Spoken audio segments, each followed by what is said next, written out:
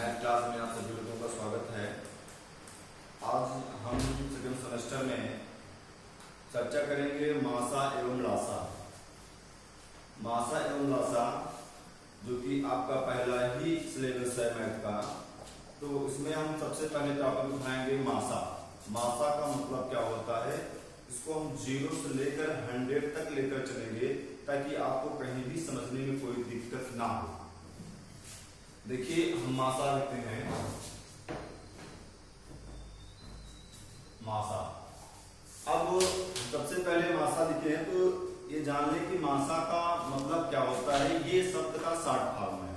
जब तक किसी भी शब्द के पूर्ण जानकारी ना हो तब तक उसके बारे में समझना हमें कठिन लगता है, असहज महसूस होता है। तो सबसे पहले हम इसके पूर्ण शब्द के बारे में अध्ययन कर लें। मासा का पूर्ण नेम होता है महत्तम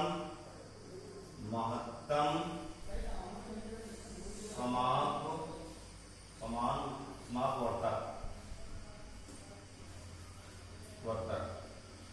अब महत्तम समाप वर्तक, महत्तम शब्द को आप जानते हैं, महत्तम मतलब बड़ा से बड़ा। यहाँ चूंकि हम मैथ की चर्चा कर रहे हैं तो यहाँ महत्तम का तात्पर्य होगा बड़ी से बड़ी संख्या। और समापवर्तक का मतलब होता है, समापवर्तक का दिन 2 भागों में तोड़ दें तो हम पाएंगे कि समान धन अपवर्तक। अब यहाँ एक नया शब्द आपके पास आता है कि अपवर्तक क्या है। अपवर्तक शब्द क्या है, तो अपवर्तक के वास्तविक शब्द के बारे में समझने के लिए, इसको आपके जहन में बिठाने के लिए आपको बताते हैं, अपवर्तक का दूसरा नाम विभाजक भी कहा जाता है। इसे क्या कहते हैं, विभाजक। विभाजक।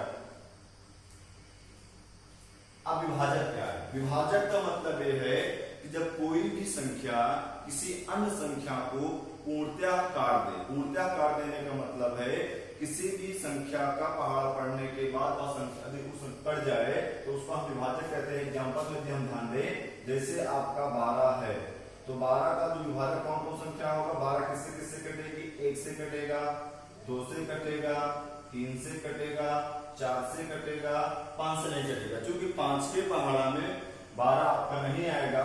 अब इसके बाद किससे कटेगा, आपका 12 से कटेगा। तो कहने का मतलब आप जो देख रहे हैं जितनी भी आपकी संख्याएं दिख रही हैं, 1 2 3 4 और 12, ये क्या है, इस 12 के विभाजक हैं। कहने का मतलब इन संख्याओं से ये आपका 12 जो है पूर्णतः कट जाएगा। कहने का मतलब यह है कि इसमें पहाड़ा पड़ने के बाद ये संख्या आपको प्राप्त हो जाएगी। तो विभाजक का मतलब क्या है, विभाजक वह संख्याएं होती हैं जो किसी दी हुई संख्या को पूर्णतः विभाजित कर देती हैं। अब यहाँ पर एक चीज आपको नोट करने की बात यह है कि महत्तम समापवर्तक में जो विभाजक होते हैं, विभाजक किसी भी संख्या का जो विभाजक होता है वह निश्चित होता है, लिमिट होती है उसकी। यहाँ पर आप देख रहे हैं कि यहाँ पर 12 का विभाजक कितना है, 1 2 3 4 5 संख्याएं हैं। अन्य संख्याओं को भी हम ले लें, जैसे मान के चलिए हम ले रहे हैं 16 का विभाजक कौन कौन सा हो जाएगा, 16 किससे कट जाएगा, 1 से कटेगा, 2 से कटेगा, 3 से 16 नहीं कटेगा। क्योंकि 3 का पहाड़ा हम पढ़ेंगे तो 3 के पहाड़े में 16 आपका नहीं आएगा, तो इसका मतलब है 3 इसका विभाजक नहीं है। तो अगला आप किससे कटेगा, 4 से कटेगा। अब 4 के बाद किससे कटेगा, आपका 16 से कटेगा। कहने का मतलब किससे किससे कट रहा है, 1 से 2 से 4 से 16 से। तो अब यहाँ देख रहे हैं कि 16 के विभाजक तो कितने हैं, 4 हैं। तो हमारे कहने का मुख्य उद्देश्य है कि किसी भी संख्या का जो विभाजक होता है वह लिमिट होता है, सीमित होता है, वह अनंत नहीं होता है, कुछ न कुछ उसका मान होता है। अब ये विभाजक है, तो आप यहाँ क्या समझ गए कि महत्तम समापवर्तक का 2 भागों में तोड़ दे, समान धन अपवर्तक। अब मेन शब्द की चर्चा करेंगे, अपवर्तक। अपवर्तक है क्या, विभाजक। अब विभाजक शब्द का मतलब क्या है, ये भी बता दिया गया। विभाजक अंक उन्हें कहा जाता है जो किसी दी हुई संख्या को पूर्णतः काट दिया जाए। जैसे आपने एग्जांपल में बताया कि 12 के विभाजक कौन कौन से होते हैं, 12 1 से भी कटेगा, 2 से भी कटेगा, 3 से भी कटेगा, 4 से कटेगा और 12 से भी कट जाएगा। तो कहने का मतलब ये संख्याएं 12 की क्या है, विभाजक है। अब आइए हम ध्यान देते हैं कि महत्तम समापवर्तक। अब पूरे शब्द को मिलाकर देखें तो महत्तम मतलब क्या होगा, बड़ी से बड़ी, समान मतलब समान, विभाजक मतलब क्या होगा, विभाजक। अब ध्यान दीजिएगा कि मासा जो होता है सदैव किसी एक संख्या का नहीं ज्ञात किया जा सकता है। मासा जब भी हम ज्ञात करते हैं दो या दो से अधिक संख्याओं का ज्ञात किया जाता है, क्योंकि तभी तो हम विभाजक निकाल पाएंगे। समान, क्योंकि यहाँ समान है तो यहाँ ध्यान दीजिए हम दो शब्द लेते हैं, जैसे मान चलिए कह दिया जाए कि 12 और 16 का क्या ज्ञात करना है, मासा ज्ञात करना है। मासा का मतलब क्या है, वे भी आपको बताया गया कि महत्तम समापवर्तक। महत्तम समापवर्तक का मतलब क्या है कि 12 और 16 में महत्तम समापवर्तक का छेद करके क्या हो जाएगा, समान धन अपवर्तक। अपवर्तक का मतलब है कि 12 और 16 में जो सबसे बड़ी हो और समान हो उस विभाजक को हमें ज्ञात करना है। तो इसको मतलब ज्ञात करने के दो तरीके होते हैं, तो क्या तीन होते हैं। एक तो होता है कि आप विभाजक विध से ज्ञात करें, दूसरा होता है गुणनखंड विध से ज्ञात करें, और तीसरी कंडीशन ये होती है कि आप भाग विध से ज्ञात कर सकते हैं। तो हम तीनों कंडीशन पर बात करेंगे। जैसे मान के लिए कि आपको ज्ञात करना है अपवर्तक विध से ज्ञात करना है, किस विध से ज्ञात करना है, अपवर्तक, या इसको हम कह सकते हैं कि विभाजक विध से ज्ञात करना है। अब विभाजक विध से ज्ञात करना है तो हम क्या करेंगे कि दोनों संख्याओं को लिख लेंगे। अब इनके सामने हम क्या करेंगे, इनके विभाजक को लिखेंगे। अब इनके विभाजक को लिखना है तो आप चलिए बताते चलिए क्या हो जाएगा। 12 किससे कटेगा, 1 से कटेगा। 12 किससे कटेगा, 2 से कटेगा। 12 किससे कटेगा, 3 से कटेगा। और किससे कटेगा, 4 से कटेगा। और किससे कटेगा, आपका 12 से कटेगा ना। तो कहने का मतलब 12 का जो विभाजक है 1, 2, 3, 4 और 12 है। और 16 में ध्यान दें, 16 किससे किससे कटेगा, 1 से, 2 से, 3 से कटेगा, नहीं कटेगा, फिर किससे कटेगा, 4 से कटेगा, फिर उसके बाद 16 से कटेगा। तो अब आप ध्यान दीजिए क्योंकि शब्द में ध्यान दें क्या ज्ञात करना है, मासा। मासा मतलब कि 12 और 16 में हमें बड़े से बड़ी वह संख्या ज्ञात करनी है, वह विभाजक ज्ञात करना है जो दोनों में समान हो। तो यहाँ आप देख रहे हैं कि एक भी दोनों में है, दो भी दोनों में है, लेकिन हमें ज्ञात क्या करना है कि महत्तम। महत्तम मतलब बड़ी से बड़ी, जो सबसे बड़ी हो और दोनों में समान भी हो। तो यहाँ हम क्या देख रहे हैं कि हमें एक ऐसा संख्या मिल रहा है 4, जो कि इन दोनों के विभाजक में सबसे बड़ा भी है और दोनों में क्या है, समान भी है। तो कहने का जिसका मासा कितना आपका आ जाएगा, 4 आ जाएगा। कहने मतलब सबसे बड़ी से बड़ी वह संख्या जो दोनों को विभाजित कर दे रही है, और कौन सी है आपकी, 4 है। ये तो आपका अपवर्तक विध हो गया। अब इसी को हम यदि गुणनखंड विध द्वारा हल करना चाहें तो कैसा आपका होगा, गुणनखंड विध द्वारा। गुणनखंड विधि। अब गुणनखंड विधि में हम क्या देखेंगे, 12 को लिख लेंगे और 16 को लिख लीजिए। अब गुणनखंड में क्या होता है कि जो आपकी संख्याएं दी गई होती है उनको हम गुणनखंड करते हैं। गुणनखंड मतलब गुणा के रूप में खंड खंड कर लिया जाता है। जब कभी भी आपको तकलीफ हो गुणनखंड करने में तो आप 12 लिख करके किसी भी संख्या को आप काटना स्टार्ट करिए, क्योंकि इसको आप बचपन से जानते चले आ रहे हैं। जिस संख्या के लास्ट में 0 हो, 2 हो, 4 मतलब सब संख्याएं होती हैं वह 2 से कट जाती हैं। तो हम 2 से काटने क्या हो जाएगा, 2 6 12, 2 तिहाई 6 और 3 का 9 3। तो इसका गुणनखंड कितना हो जाएगा, 2 गुणे 2 गुणे 3। इसी प्रकार से आप 16 का भी कर लीजिए। 16 का क्या आ जाएगा, 2 8 16, 2 4 8, 2 दूनी 4 और 2 करना 2। तो मतलब 2 दूनी 4 दूनी 8 दूनी 16। आप इसको लिख सकते हैं 2 गुणे 2 गुणे 2 गुणे 2। अब इसमें गुणनखंड में क्या होता है, गुणनखंड में एक चीज आपको ध्यान देना है कि हम उसी गुणनखंड को लिखेंगे जो दोनों में कॉमन हो। जैसे आपका क्या देख रहे हैं, ये 2 मिल रहा है ना, तो इसका जोड़ बन गया 1 2 लिख लेंगे, काट देंगे, फिर गुणा लगा देंगे। इसका मिल रहा है, इसको भी लिख देंगे, इसको भी लिख लेंगे। अब इसमें ये 2 और ये 2 नहीं लिखा जाएगा, क्योंकि ये 2 आपस में क्या है, ऊपर आपको नहीं दिखाई दे रहे हैं। उन्हीं को लिखा जाएगा जो दोनों में आपका मैच का मतलब जोड़ा बन रहा है। ऊपर अगर नीचे है तो उसी के साथ ऊपर वाला भी होना चाहिए उसी अंक का। तो 3 भी नहीं लिखा जाएगा, क्योंकि 3 भी आपका नीचे नहीं है। यदि कहीं होता 3 तो हम 3 काट कर लिख देते, लेकिन नहीं, ऐसा नहीं करेंगे। तो अब आप यहाँ क्या हो जाएगा, 2 दूनी 4, क्या आ गया 4। तो ये आपका गुणनखंड द्वारा है आपका। कहने मतलब आपने अपवर्तक द्वारा दे दिया, एक गुणनखंड द्वारा है। गुणनखंड में क्या है, उन्हीं संख्याओं को काट के नीचे लिखना है जो दोनों में उभयनिष्ठ हों, और जो दोनों में उभयनिष्ठ हों और जितनी बार हो उतनी बार लिख लेना है।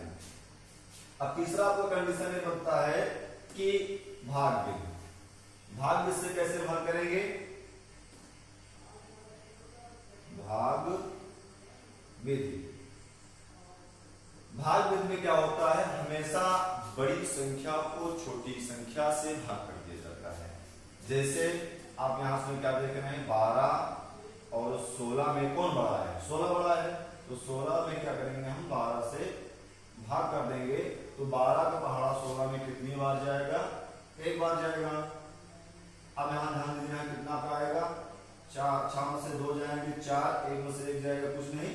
इसमें देखिए जो मासा में भाग लिया जाता है, भाग इसमें रूट्स होता है। रूट्स क्या होता है, जब किसी भी संख्या में किसी संख्या से हम भाग करते हैं, कहने मतलब जो आपका ये भाजक है ना, जब भाग करते हैं इससे तो जो आपके लास्ट में शेषफल बचता है, इसी से हमको इसके भाजक में फिर भाग करना पड़ता है, और तब तक करने प्रक्रिया अपनानी पड़ती है जब तक कि कटकर शेषफल आपका शून्य न प्राप्त हो जाए। तो अब हम क्या देख रहे हैं कि 4 आ गया है, तो 4 का मतलब है हम किसमें भाग करेंगे? 12 में भाग करेंगे।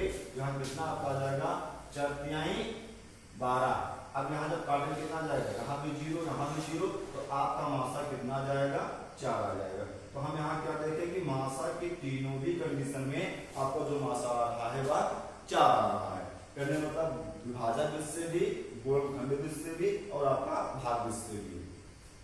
अब इस पर सवालें बनती हैं कि शब्दों में कि वह बड़ी से बड़ी संख्या याद कीजिए जो इससे कट जाए। जैसे मान चलिए हम एक एग्जाम्पल लिख दे रहे हैं आपके सामने,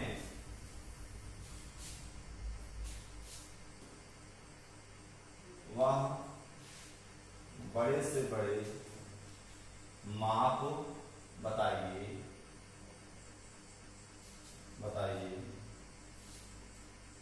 जो 12, 16 और 20 लीटर के भरे पात्र को पूर्णतः नाप सके।